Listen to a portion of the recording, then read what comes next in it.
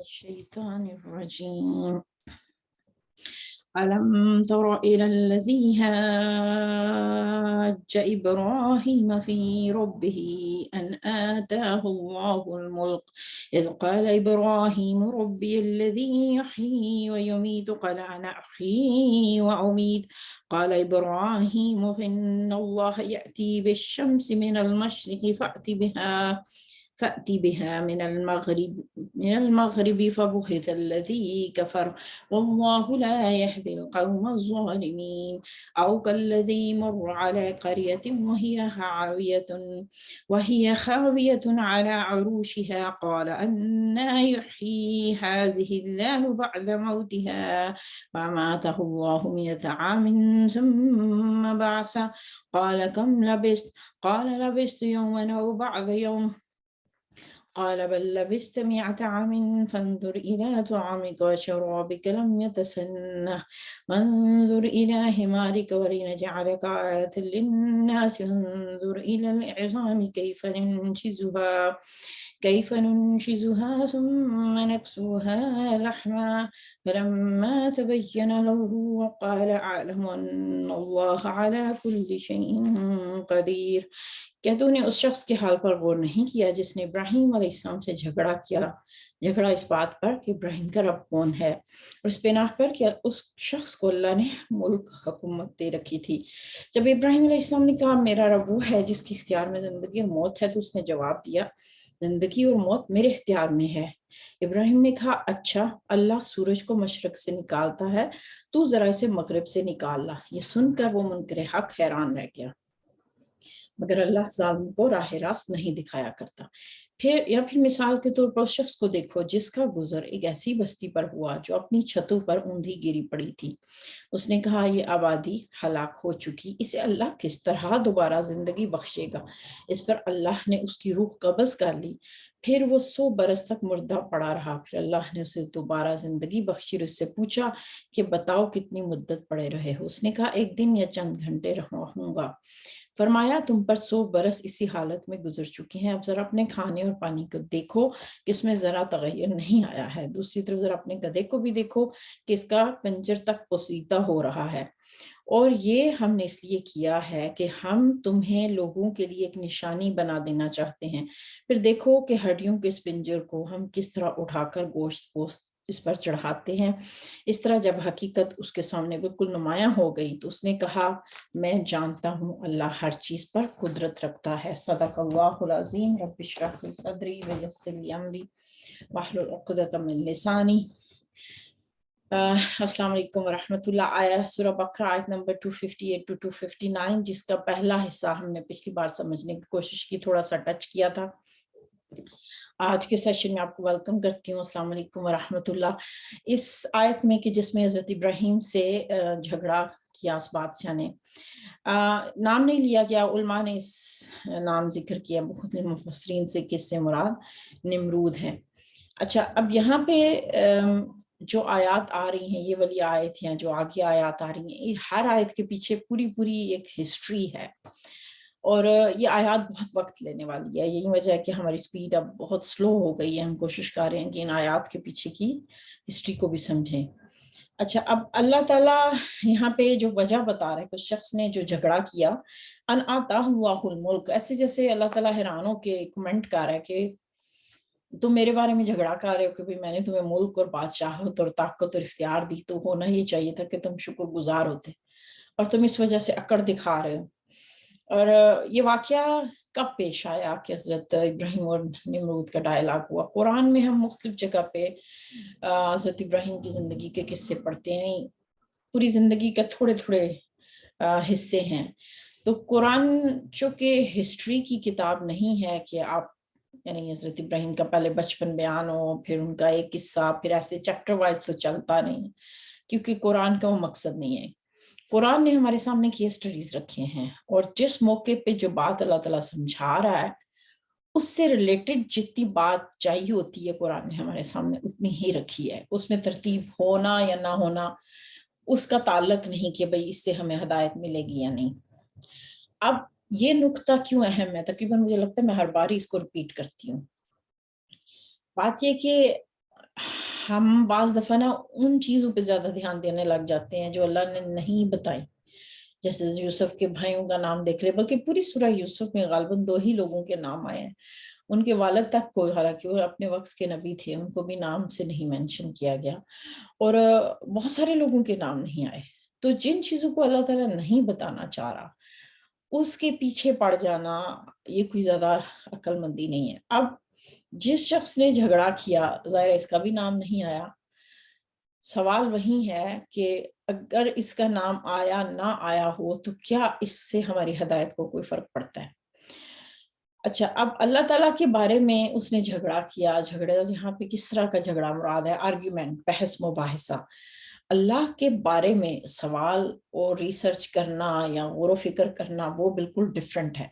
लेकिन अल्लाह के बारे में झगड़ा करना, उसकी ज़ात के बारे में ये आर्ग्यूमेंट करना, ये कुफ़र में आता है।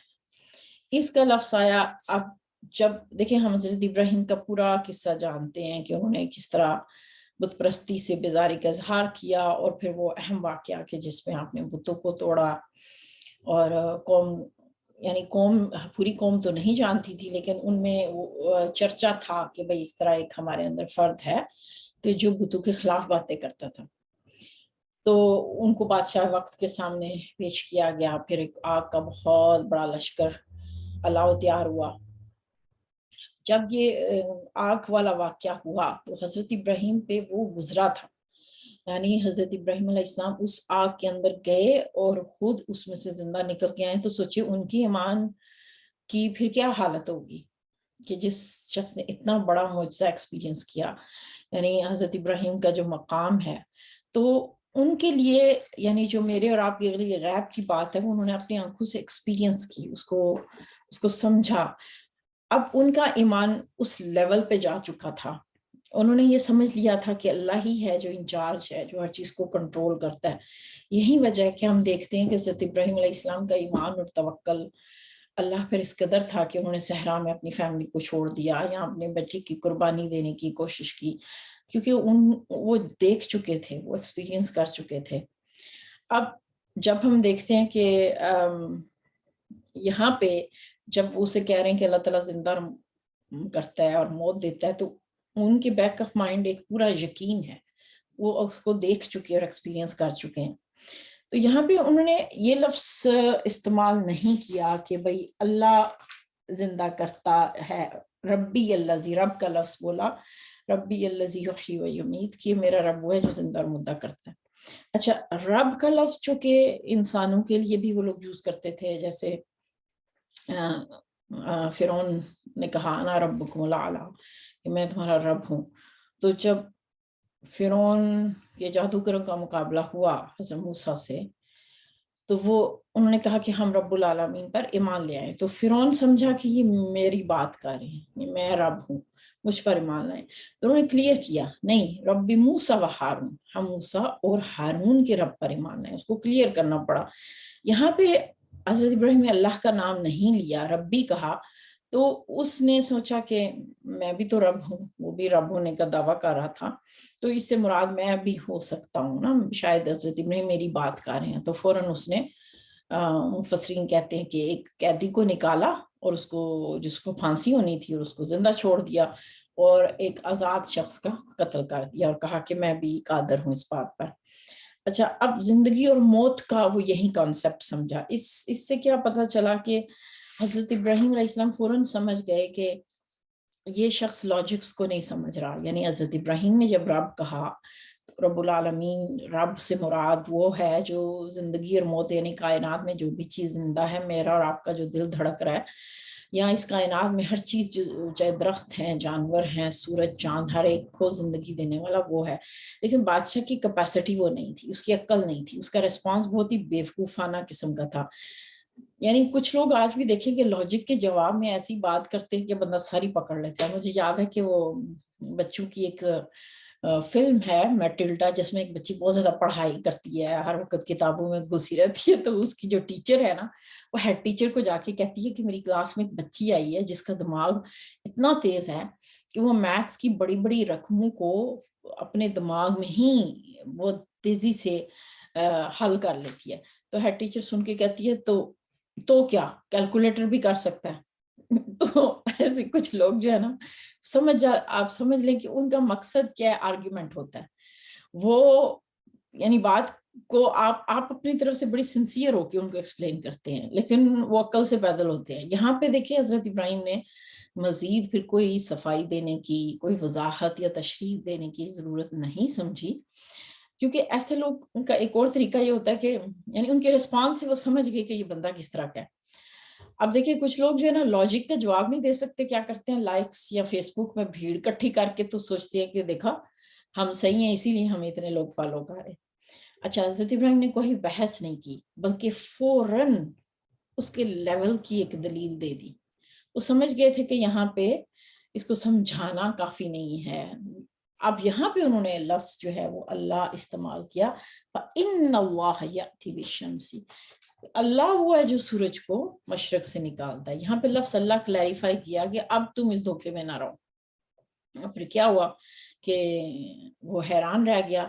اچھا دیکھیں پیچھے اللہ تعالیٰ کی ہم نے جو صفات پڑھی اس آیت الکرسی میں، اس میں حی و قیوم کی بات آئی، اور یہاں پہ بھی حضرت ابراہیم کی جو ڈائلاگ ہے ادھر سے ہی شروع ہو رہا ہے، حی اور قیوم کے یعنی زندگی اور موت کے حوالے سے، اور انہی صفات پر ختم ہو رہا ہے جو آیت الکرسی یعنی مشرق مغرب کی بات ہو رہی ہے۔ اور آیت الکرسی میں بھی لہو ما فی السماوات والارض یا کرسی السماوات والارض، یعنی وہی مضمون ہے جو یہاں پہ ریلیٹڈ ہے۔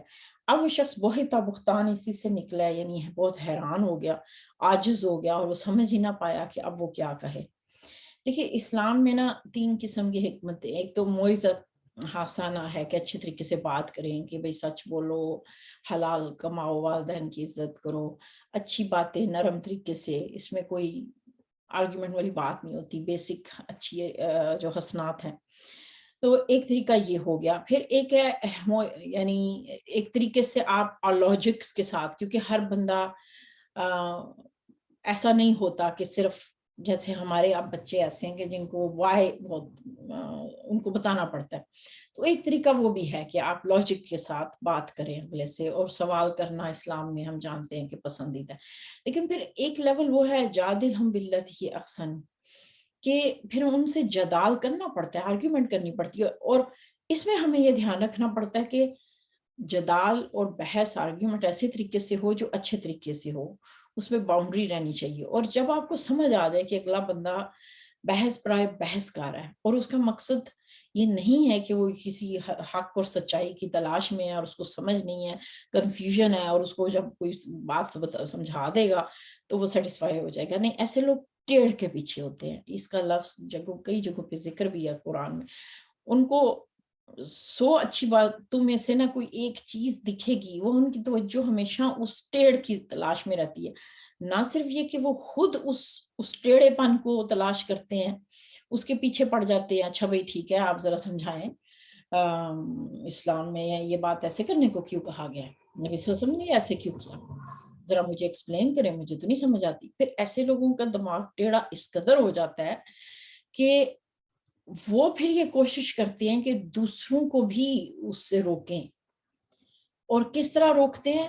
یعنی وہ یہ کہیں گے کہ میں اسلام پہ یعنی اس لیے کہ میرے ساتھ کوئی مسئلہ نہیں ہے اگر میں اسلام میں نہیں چل رہا یا چل رہی، بلکہ اصل میں نا اسلام کے اندر کچھ ایسی باتیں ہیں کہ جو doesn't make sense، کہ جو ظاہر میری کوئی باتوں کا جواب نہیں دے سکا، تو خرابی اصل میں نا اسلام میں ہے۔ اور یہیں شکوک اور شبہات وہ دوسروں کے ذہنوں میں ڈالنے کی کوشش کرتے ہیں۔ اچھا آپ کو لگتا ہے یہ کرنا چاہیے، ہمیں ایسے کرنا چاہیے، یہ کیا آپ لوگ قربانیوں پہ ہر سال اتنا پیسہ لگاتے ہیں، یہ گوشت خون بہا کے آپ کو لگتا ہے کہ اللہ تعالیٰ خوش ہوتا جاتا ہے، یعنی اپنی طرف سے نا وہ ایک ٹیڑھ کو پکڑتے ہیں اور پھر اس پہ زور لگا کے جمنے کی کوشش کرتے ہیں۔ تو سمجھ جانی چاہیے کہ یہ وہ کیٹیگری ہے کہ جو انجوائے کرتے ہیں کہ بھئی خود اس آرگیومنٹ کو اور بحث کرتے چلے جانے کو، تو ایسے لوگوں کو پھر ظالم کہا گیا۔ ورنہ خالی سوال کرنے والوں کو تو اللہ تعالیٰ ظالم نہیں کہتا، بلکہ صحابہ کے سوال ہم قرآن نے کاپی کیے ہیں۔ سوال کرنا تو سیکھنے کے دروازے کھولتا ہے۔ اللہ لا یخذل قوم الظالمین، تو یہ ظلم سے مراد وہ ہیں۔ اب اگلی آیت میں بھی ایک قصہ آ رہا ہے उस शख्स का कि जो बस्ती से गुजरा। ये कौन शख्स था? बाइबल में तो बहुत ज़्यादा इसकी तफसील आई है इस किस्से की। उलमा ने उससे उसको लिंक किया कि ये यरूशलेम में जो उस दौर के मुसलमान जो बनी इसराइल थे, यहूद थे, उन पे बहुत मुश्किल वक़्त था। वो दुश्मन को काबू कर चुका था, वो तितर-बितर हो चुके थे। अब अगेन हम उसी असूल पे वापस जाएँगे कि इसमें अल्लाह ने नाम नहीं लिया। तो हम ये नहीं कह सकते कि इस आयत में चूँकि नाम मिसिंग है तो हम उसी के गिर्द-गिर्द घूमते रहें। बस्ती कौन-सी थी और ये वाक़या कब पेश आया, खाना कैसा था, यानी ये मकसद नहीं है इस किस्से को समझने में। ये अल्लाह अगर किस्सा समझा रहा है, यहाँ पे सुना रहा है, तो उसके पीछे मकसद क्या है? कोई बस्ती का ज़िक्र है जो तबाह हो चुकी है, हो सकता है सैलाब, ज़लज़ले, जंगों किसी वजह से तबाह हो गई होगी। अक्सर आपने शायद कभी खंडरात देखे हों, छतों पे औंधी पड़ने से मुराद देखिए जब कोई इलाके गैर आबाद हो जाते हैं, तो आहिस्ता-आहिस्ता छतों के ऊपर जो मौसम के असरात होते हैं, तो वो गिरना शुरू हो जाती हैं। यानी छत तो ऊपर होनी चाहिए ना, तो ऐसे जैसे औंधी हो जाती है वो। अम, यानी उस तरह से औंधी, ये नहीं कि बिल्कुल बुनियाद से उल्ट, जैसे हम रोटी को बिल्कुल उल्ट देते हैं, उससे मुराद नहीं, बल्कि उसकी छत गिर जैसे खंडरात होते हैं। अब एक तो ये मतलब हो सकता है, एक और भी हो सकता है जो हम आगे समझेंगे। अब उस सीन को भी देखें, बल्कि जब कभी जंग के मनाज़र हम देखते हैं तो जिस तरह बिल्डिंग्स टूट-फूट जाती हैं, तो बंदा हैरान होता है कि ये शहर कैसे दोबारा आबाद होंगे? इतनी बड़ी सतह से तबाही फैल जाती है। या फिर जब सुनामी के मनाज़र हमने देखे, जब कभी सैलाब, सुनामी, ज़लज़ला आता है तो पूरे मुल्क तबाह हो जाते हैं। तो उस वक़्त देख के लग रहा होता है कि ये कैसे होगा ना? अच्छा, अब ये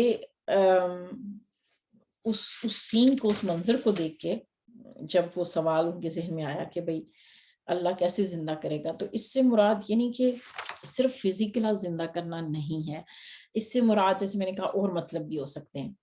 एक मतलब जो उलमा ने लिया वो ये भी है कि यहूद जो उस दौर के मुसलमान थे, बनी इसराइल, उन पे ऐसा वक़्त गुज़रा था कि वो पूरी की पूरी तौरा को भूल गए और अल्लाह की तमाम हदायत को भुला बैठे थे। और उन पे अगली नस्लें जो आती गईं, वो पिछली चीज़ें बिल्कुल भूलती चली गईं और वो गुलामी की ज़िंदगी में थे। आज आप यहूद को अगर देखें तो बिल्कुल उन्हें काला लंबा-सा पहना होता है कोट, गाउन, उनकी लिट्टें निकली होती हैं, काली हैट पहनी होती है। अगर उनसे पूछा जाए कि ये हुलिया आपने कहाँ से लिया? तो हज़रत मूसा से वो लिंक नहीं है, हज़रत मूसा अलैहिस्सलाम में ये हुलिया नहीं था। तो ये कहाँ से आया? गुलामी से आया। जो जब इतने साल, इतनी सदियाँ उन्होंने गुलामी में गुज़ारी, तो उन्होंने वो चीज़ें एडॉप्ट की उन कौमों से जो उनके ऊपर थीं। और ये जो हिल-हिल के वो तौरा पढ़ते हैं, ये भी उन्होंने मुसलमान हुक्मरानों से, यानी जिस तरह हमारे यहाँ तजवीद की एक साइंस है, तो उन्होंने ये चीज़ वहाँ से एडॉप्ट की थी। अब उन ये भी मुराद हो सकती है कि उन्होंने जब देखा कि ये बस्ती, ये उम्मत तो बिल्कुल बर्बाद हो चुकी, इसकी रिवाइवल दोबारा कैसे होगी? जिनके ये शरीयत, किताब सब गुम कर चुके, तो इस उम्मत को कैसे अल्लाह दोबारा ज़िंदा करेगा? ये भी मुराद हो सकती है। आज जैसे देखें कि इस मिसाल को यूँ समझें कि आज लोग उम्मत की बात करते हैं, बड़े मायूस होते हैं कि नहीं जी, ये उम्मत पे बड़ा मुश्किल वक़्त है। हम इवन जिस मुल्क से मैं बिलॉन्ग करती हूँ, पाकिस्तान में, अब जैसे बड़े-बड़े शहर इस्लामाबाद, लाहौर, कराची में नाइट क्लब्स हैं और वहाँ पे अगर कोई शराब पी रहा है और उसको कोई जाके कहे कि तुम्हारे दादा ने इस मुल्क के लिए या परदादा ने जान कुर्बान की और वो रातों को जागे थे तहज्जुद में कि ताकि मेरी अगली नस्ल इस्लाम पे चल सके। उसको कोई आइडिया नहीं है। यानी अभी हम, चूँकि हमारी पिछली जनरेशन ने पाकिस्तान बनते देखा था, तो जब लोग पाकिस्तान के हालात देखते हैं और इतनी जनरेशन में हो गया या उम्मत के देखते हैं, तो हैरान होके कहते हैं। और हम देखते हैं कि ये चीज़ मैं आपसे बार-बार कहती हूँ, सोशल मीडिया पे बहुत दिखती है, मायूसी की बातें, कुछ नहीं बन सकता, इस कौम का कुछ नहीं बनेगा, इस उम्मत का कुछ नहीं बनेगा। इस तरह की बातें हम बहुत ज़्यादा करते हैं, सुनते हैं, देखते हैं। तो ये भी मुराद हो सकती है कि उन्होंने भी ये सोचा कि अब इस उम्मत का रिवाइवल कैसे होगा। तो और इसके अलावा मज़े की बात कि कुछ लोग तो बाकायदा प्रेडिक्शन देते हैं कि भई इतने सालों में फलाँ मुल्क से इस्लाम बिल्कुल ख़त्म हो जाएगा, इतने परसेंट रह जाएगा, फलानी जगह पे मुसलमान सिर्फ़ इतने परसेंट रह जाएँगे। लेकिन यहाँ पे एक बात जो अल्लाह हमें बता रहा है कि उसका खाना बाकी रहा। तो हमें ये समझना है कि अल्लाह ताला हमें ये समझाना चाह रहा है कि अल्लाह फ़ैसले करता है, क्या चीज़ इस दुनिया में बाकी रहेगी और किसको ख़त्म किया जाएगा। وہ اگر ایک کھانے کو سلامت رکھ سکتا ہے تو اس کی اختیار میں ہے کہ وہ قوموں کو زندہ کرے یا تاریخوں کو دوبارہ سے زندہ کرے. یہ سراسر اس کے اختیار میں ہے. امتوں کو دوبارہ اٹھانا، قوموں کا عروج اول. علماء یہ کہتے ہیں کہ اللہ تعالیٰ نے جب ان کو دوبارہ زندہ کیا اور پھر وہی نبی تھے جنہوں نے اس معجزے کو مشاہدہ کیا، وہ بنی اسرائیل کے نبی تھے، وہ واپس یروشلم گئے، انہوں نے بائبل کا ریوائول کیا اور پھر تمام زندگی اس کی تعلیمات کو زندہ کرتے رہے. اور اس طرح بنی اسرائیل کو انہوں نے دوبارہ سے ان کے اندر جو اللہ کا پیغام تھا اس کو زندہ کیا. اب یہ دیکھیں کہ اللہ تعالیٰ یہاں اپنی قدرت بتا رہا ہے کہ امت کی زندگی پر وہ قادر ہے. بار بار زندگی موت کی بات آ رہی ہے کہ امت کی حالت یا میری اور آپ کی حالت یا قوم کی حالت کیسی بھی کیوں نہ ہو جائے، اللہ قادر ہے کہ وہ دوبارہ کسی کو زندہ کر دے. تو اب دیکھیں کہ وہ جو نمرود بحث کار ہے وہ اس چیز پہ بحث کار ہے کہ نہیں، زندگی موت کو نہیں مان رہا. تو پھر مجھے اور آپ کو تو، ہم تو مسلمان ہیں نا، ہمیں تو ماننا ہے کہ اللہ قوموں کی حالت کو مردہ سے دوبارہ بہتری کی طرف لا سکتا ہے. دیکھیں بار بار بات زندگی موت کی آ رہی ہے. قتال کی بات آئی، مسلمانوں کو تیار کیا جا رہا تھا کہ اللہ کی راہ میں لڑنا ہے، مکہ آزاد کرنا ہے. طالوت جالوت کے قصے میں بھی ہم نے یہ زندگی موت کی دیکھی. پھر ہم نے وہ بھی مثال پڑھی کہ کیا تم ان لوگوں کو دیکھا جو ہزاروں کی تعداد میں نکلے اور اللہ نے ان پر موت طاری کر دی. اور پھر ہم نے آیت الکرسی کا قصہ، اس میں زندگی اور موت، حی و قیوم کی تفصیل پڑھی. پھر حضرت ابراہیم کا جو ابھی ڈائلاگ ہم نے پڑھا، اس میں بھی زندگی موت کا قصہ اس کے بارے میں تھا. اور آگے بلکہ جو آیت آ رہی ہے، اٹس مائنڈ بلوئنگ، کہ بہت سوال اٹھتے ہیں کہ جب حضرت ابراہیم نے اللہ تعالیٰ سے یہ پوچھا کہ تم مردوں کو کیسے زندہ کرتا ہے جبکہ وہ آگ سے نکل کے آئے تھے، تو یہ سوال انہوں نے کیوں کیا. یہ چونکہ میں نے آپ سے کہا تھا کہ یہاں کی ہر آیت ہمیں بہت سلو پیس پہ لینی پڑے گی. ہماری گاڑی اگر 30 کے حساب سے جا رہی تھی تو ہم بالکل رک کے 10-15 مائل فی این آور کے حساب پہ آگے. تو اس قصے کو بھی ہم سمجھنے کی کوشش کریں گے. لیکن ہم یہ دیکھ رہے ہیں کہ وہ مضمون بار بار رپیٹ ہو رہا ہے. یہاں اللہ تعالیٰ ہمیں ایک اللہ کی جو صفت ہے زندگی موت اور قدرت رکھنے والی، اور یہ کہ وہی زمین و آسمان سب اس کا ہے، تو اس حوالے سے آپ یہ دیکھیں کہ ایک چیز اللہ تعالیٰ ہمارے سامنے بہت کلیئر کرنا چاہ رہا ہے. ہمارے ایک دفعہ ایک سیشن ہو رہا تھا تو اس میں کوئی بات چھڑی جادو، جنات اور شیاطین کی. تو میں نے سب سے پوچھا کہ کیا آپ کو جنات اور ان چیزوں سے ڈر لگتا ہے؟ تو سب نے کہا ہاں، خوف کی ایک کیفیت ہے. تو پھر ہم نے اس دوران آیت الکرسی کی تشریح پڑھی، اور وہ حدیث جو میں نے، آپ نے اگر نہیں دیکھی تو ڈیٹیل سے آپ آیت الکرسی والی ویڈیو دیکھ لیں، لیکن جس میں حضرت ابو ذر سے نے پوچھا کہ اللہ کی کرسی سے کیا مراد ہے، تو آپ صلی اللہ علیہ وسلم نے فرمایا کہ جیسے تم صحرا میں ایک انگوٹھی پھینک دو اور وہ انگوٹھی میں ہی ہماری زمین اور آسمان اور گلیکسیز ہیں، اور اللہ کی کرسی جو ہے وہ پورا صحرا ہے اور اس میں ہم ایک انگوٹھی ہیں. پھر آپ نے فرمایا کہ اللہ کی کرسی کی بھی مثال، یعنی وہ جو پورا صحرا ہے، اللہ کے عرش کے مقابلے میں ایسی ہے کہ جیسے تم صحرا میں انگوٹھی پھینک دو. اور آج ہمیں سائنس بار بار بتا رہی ہے کہ ہم سے اتنا بڑے ستارے، سیارے، سورج، اور پھر اس سے یعنی گلیکسی اتنی بڑی، اور پھر اور بہت ساری گلیکسیز ہیں. اس مائنڈ بلوئنگ، اتنی وسعت ہے. اور تو پھر اس کو کریں کہ اس صحرا کے اندر ایک آپ نے انگوٹھی دیکھنی ہے، اس انگوٹھی کے اندر ایک اور انگوٹھی ہے، اور وہاں پہ وہ شیاطین بیٹھے ہوئے ہیں اور وہ جنات ہیں، اور پھر میں اور آپ ہیں. ذرا دیکھیں اللہ کی وسعتیں. اور ایسے میں پھر ہم اگر ایسی مخلوق سے ڈریں جس کو قرآن نے بار بار کہا ان قید الشیطان کان ضعیفا، شیطان کی چالیں بہت کمزور ہے، ہمیں ان چیزوں سے بالکل ڈرنے کی ضرورت نہیں. آیت الکرسی ہم کیوں پڑھتے ہیں؟ اس کو ہم خدا را سمجھیں کہ اللہ کی وسعتوں کو دیکھیں، کہ اس امیج کو یاد رکھیں کہ پورے صحرا کے اندر ایک چھوٹی سی آپ نے انگوٹھی ڈھونڈنی ہے. انگوٹھی کا سائز دیکھیں نا ذرا، اور اس کے اندر پورے ہمارے ستارے، سیارے، سارے پلانٹس سارے ہیں، اور اس کے اندر کہیں ہم ایک نقطہ ہے. کیا یعنی ہماری حیثیت کیا ہے اس جن اور شیطان کی ہے؟ وہ اس میں ایسے اٹھ کے دعویٰ کرے کہ وہ بڑا پاورفل ہے، اور کوئی بھی فرعون اور نمرود کوئی بھی کہے تو سوچے کہ اس کی حیثیت اس صحرا کے مقابلے میں کیا ہو سکتی ہے. اور اتنا رب کی جو صفات اور اس کی طاقت اور وسعتیں ہیں، اور اس پہ ایمان رکھتے ہوئے اگر انسان اتنی چھوٹی چیزوں سے ڈرے یا گھبرائے تو اس کا مطلب کہ ہمیں اپنے ایمان کو مزید مضبوط کرنا ہے، اور آیت الکرسی اور ان آیات کو سمجھنے سے آپ کا وہی مقصد حاصل ہوتا ہے۔ اللہم اجعل القرآن ربیع قلبی ونور صدری وجلاء حزنی وذہاب ہمی وغمی۔ السلام علیکم ورحمۃ اللہ۔